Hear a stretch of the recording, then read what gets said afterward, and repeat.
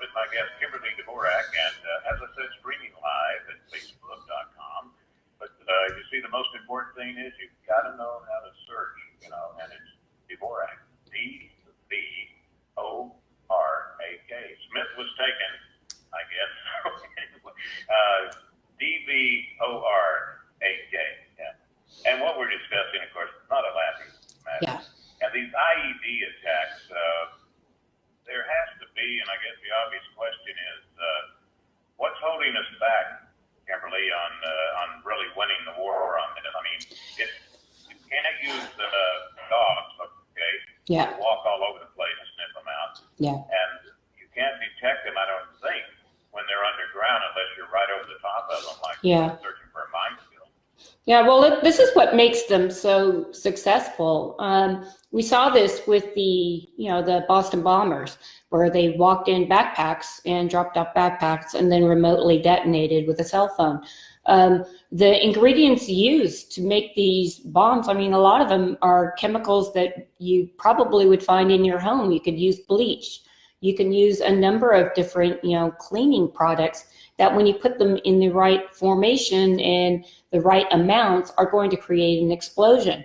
And it's not something that you have to be a chemical scientist, unfortunately, because the internet. So you're seeing a lot of these, kitchen sink bombs, as they call them or refer to them, that, it's quite easy to get the information on how to even put one together just by going to the internet. So this, may be an area for, Congress to look into, what is, where that First Amendment goes to as far as what Americans, at least in this country, are, able to obtain on the internet. This may be something that they just think is something that we, could be connected to national security and could remove these types of posts from the internet. That could be one way. There's no sure way to gauge exactly what the right answer is on this, but what is the right answer is for every American and everyone around the world to be very cognizant, very vigilant of what you're seeing around you. If you're seeing people act nervous, this is going to be something that, hey, you might want to just, locate your exit door so you know how to get out. First of all, notify somebody you believe is in charge to look into the situation. And I think what you're seeing, especially with them going after the Catholic churches and the Western hotels here in Sri Lanka, I think is that, the terrorists, their greatest weapon they have is fear. And they seek to impose a lot of fear within people who are, religious people who are very just, I'm going to get up, go to work today, go to church on the weekends, raise my family. And if you strike fear in the average person, then it becomes more and more easy for people to say, well, we need to be a secular society. And the United States was never based on a government. Our Constitution was never based on being a secular country. We're based on a Christian country with Christian values, and we sought to protect that. But you're seeing a lot of different people, get rid of religion out of the public sphere, and by taking that away from everyday people, I don't want to, kind of preach here, but you take away your hope. I mean, for most of us that are religious, we believe in the hope that, there's a better place than here. But if you zap a society from this religious persecution and you try to get it out of their everyday life, then it makes it easier for other people to come in and fill that void. And in this case, godlessness is trying in this country to fill a void, I believe.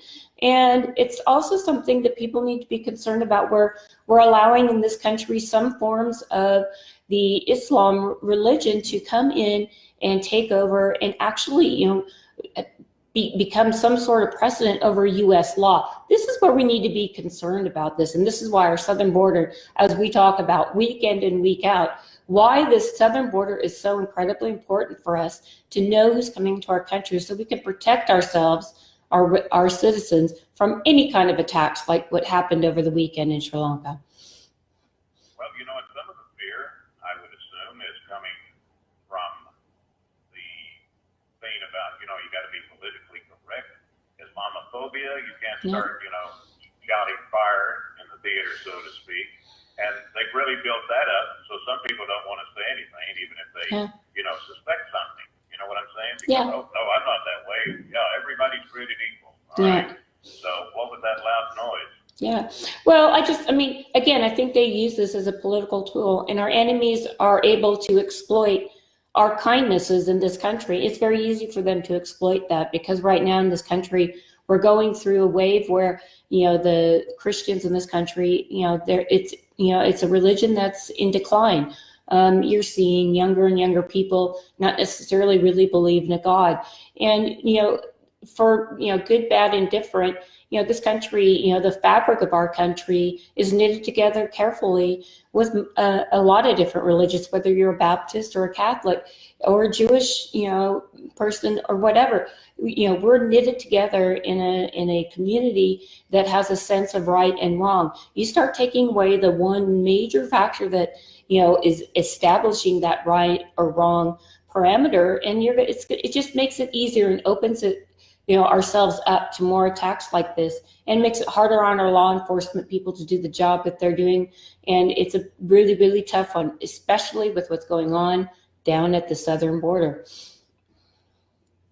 Well, and I'm going to get back to Islamophobia again, and with Omar, the Congress lady, representative, when she's doing, it was somebody that did something, and downplaying 9/11, and then over the weekend they go back to an old Twitter she made whenever she wasn't yet elected, but she was a candidate for something. Mm-hmm. Anyway, playing down the Black Hawk Down situation, and how bad the Americans were.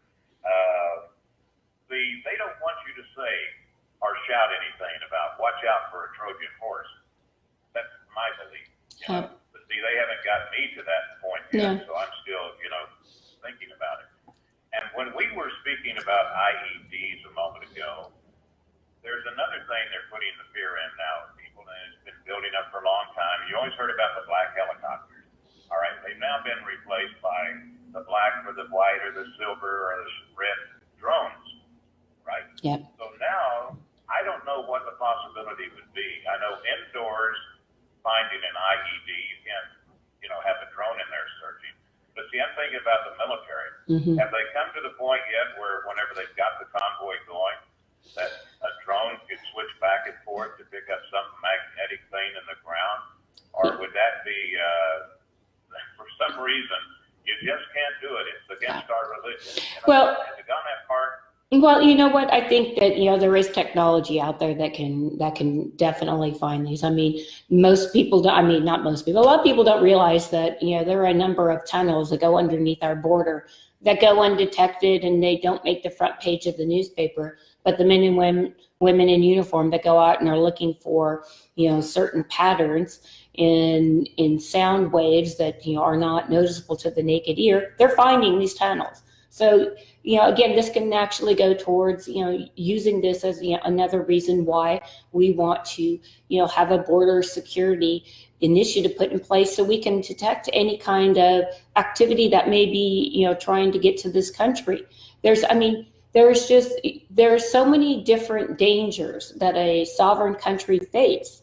And if you're not protecting your borders, then you're not necessarily a sovereign country any longer. And our enemies are focusing in on this, and they're seeing how easy it is to come to this country.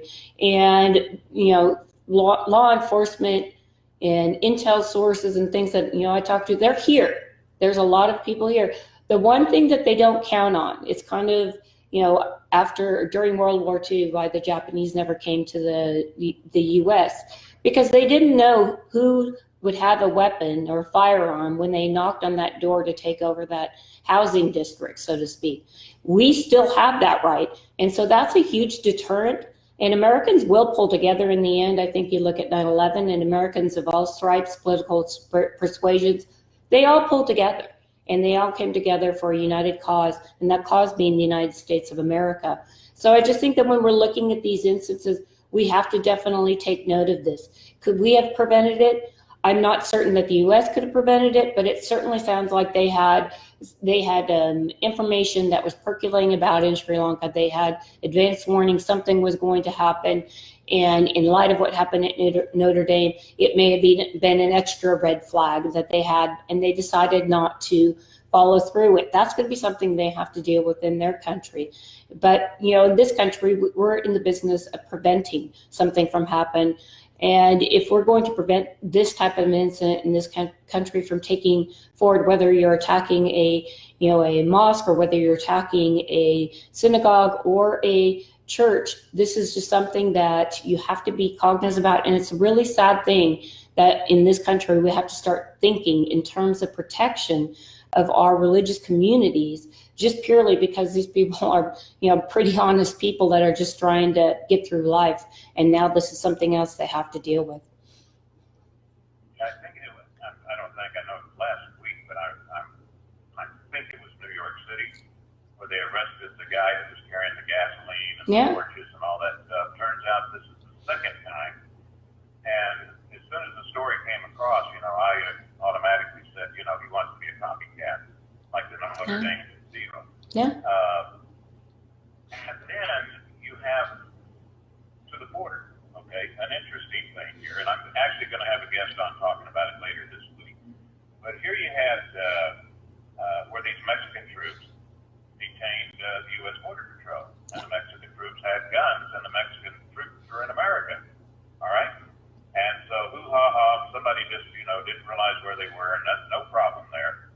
So then you got Saturday, the FBI goes in and arrested Americans because they're armed and they were detaining the migrants that had snuck across the border. And I'm thinking, boy, it doesn't take the FBI long to arrest an American that's holding a gun, but they sure don't get involved, when it's somebody from another country, the Mexican troops. Yeah, but well. Here's the thing, and my guest brought this up real quick. The guy that got arrested, Larry Hopkins, he's already been arrested before because he's not allowed to carry a gun. Yeah. No gasoline for you on that. Yeah. Go ahead. Well, I think, I don't know the person they actually arrested personally, but, living in California and spending a lot of time in Southern Arizona, there are a number of militia organizations that actually, a lot of them are former law enforcement agents that are retired, and they see what's going on at the border, and their inclination is to say, we're going to go down, we're going to help out Border Patrol. And when you watch Border Patrol and you see some of the press releases that they released over the weekend regarding this personal or this actual instant here, they're saying that, we are unable to slow the people crossing the border. We can't stop them. The numbers are overwhelming to us. And they were complimentary to a lot of these organizations that are helping them to detain people, because they don't know if this is someone who is trying to escape from Central America, that quite possibly maybe they were convicted of murder somewhere. Oh, wait a minute, that happened in this country, and they found the person trying to cross the border again. So this is happening, and Border Patrol, I mean, this, I know this, but most people don't realize when Border Patrol's in their vehicles and they're patrolling the border, they are usually one person to a car or a truck. It's not multiple people, so they're out there on their own.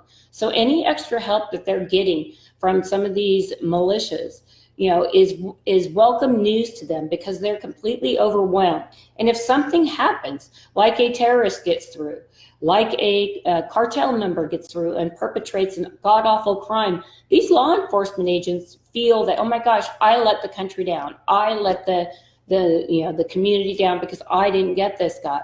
Well, this just puts another layer of safety here and try to help the law enforcement that are on the job, working overtime, trying to protect this country.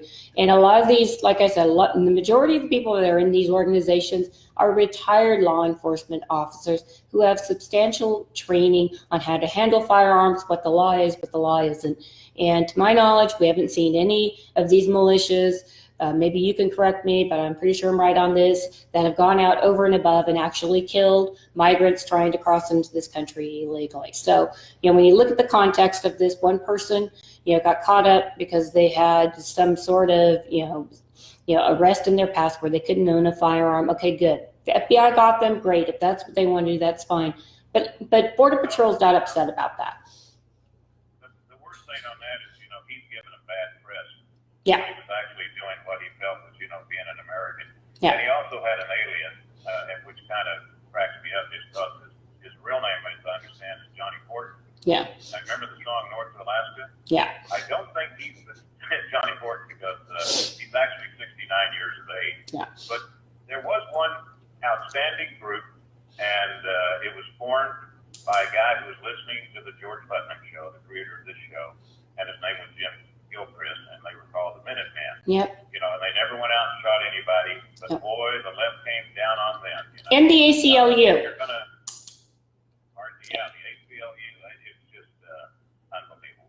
We're coming up on our final break here, and let me see here. I'm gonna, I'll leave it up to you what you want to talk about when we come back. But of course, the border ain't gonna go away. It would kind of be nice if they'd add a decoration down there, called the wall or something maybe, but we'll see. All right, Kimberly Dvorak, and it is KDReport.com. You spell the last name Dvoraka, and you can go to her Facebook page and get all of these excellent, outstanding, unbelievable reports that she and I do once a week. All right, and it's Facebook.com. Kimberly Dvorak.